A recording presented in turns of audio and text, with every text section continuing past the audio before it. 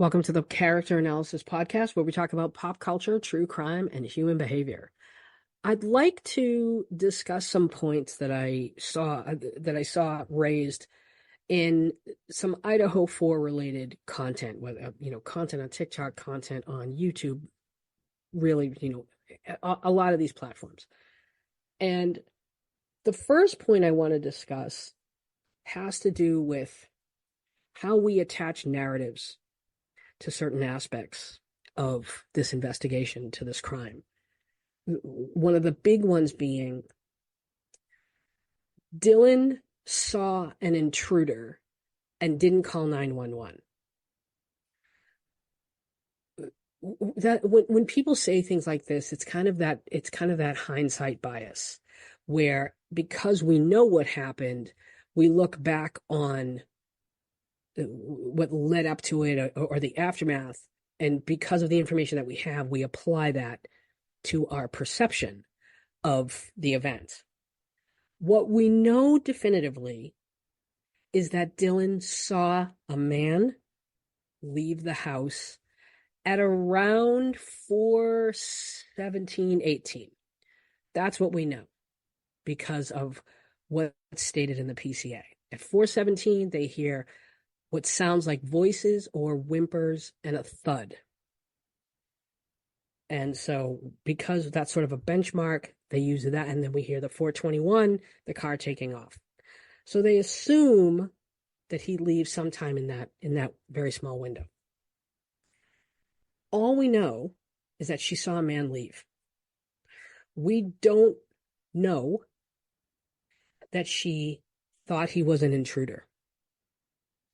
And I also want to, touch on how people say, well, she heard crying and she heard this, and then she saw a man with a mask leave. And why didn't she call 911? We've been through this. We don't know what she did, right? Well, we do, actually, because based on an interview with Kaylee Gonzalez's mom that she did with the Drunk Turkey podcast, and based on the PCA, we know that the time frame of the murders was 4 a.m. to 4:25 a.m. And Kaylee's mom said that that's a call or some form of communication was sent at 4:25 a.m.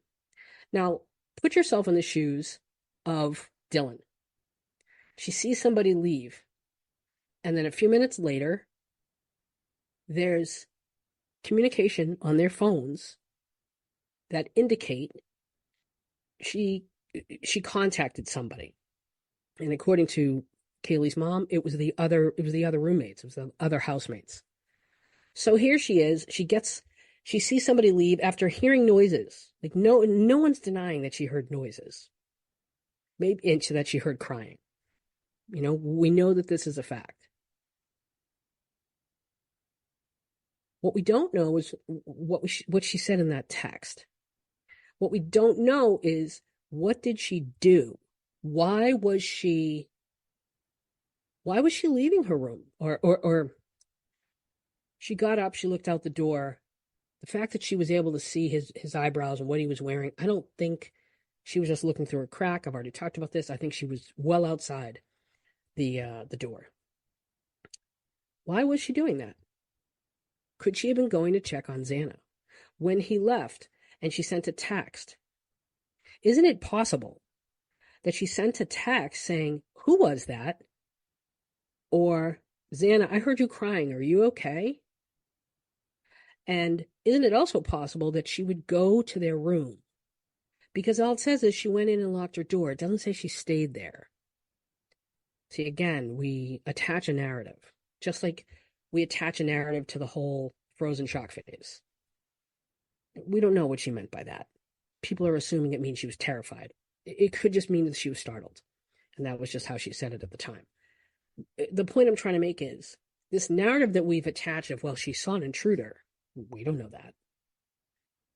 You're head hopping now. Now you're assuming that she knew that this was an intruder, when in fact she's living in a house where there was constantly people in and out.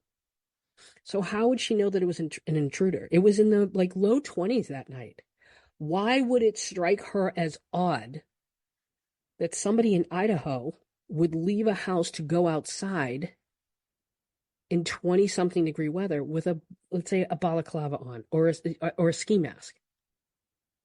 Why would that strike her as odd? And also, we don't know if she was impaired. We don't know if she was high or drunk. And her reaction time was just like, well, what did I just see? We don't know. Everybody's assuming that she knew, and we have no proof of that. There's also a lot of talk of the footprint. And people say, well, because they couldn't see the footprint, there must have been a cleanup. That's not true. It was a latent footprint. They had to use different chemicals to know that the footprint was there.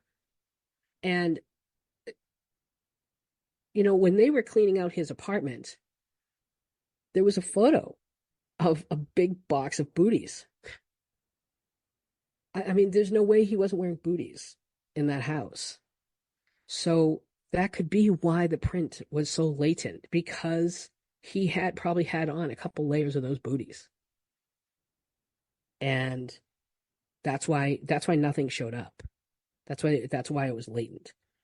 But this thing with the footprint and the cleanup, I need to ask, because people keep saying that the roommates cleaned up as a way to protect whoever really did this because they know them.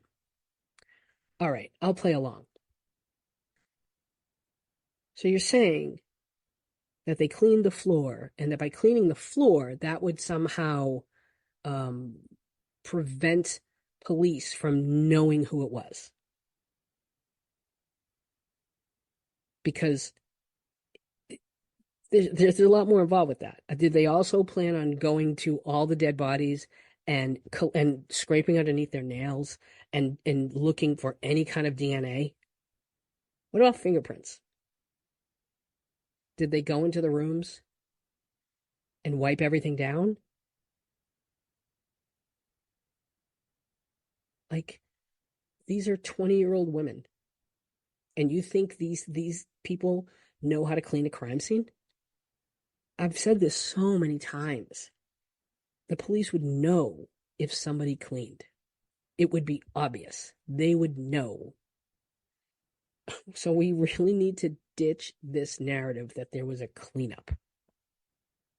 Because the footprint, cleaning the floor, that's the least of their worries. That's the least of anybody's worries who's just committed a murder. The footprints. Because anybody could be wearing a Nike shoe, right? Anybody could be doing that. Anybody could be wearing any type of shoe or leave a footprint. Nothing left on the floor, right? Unless, other than blood, their blood,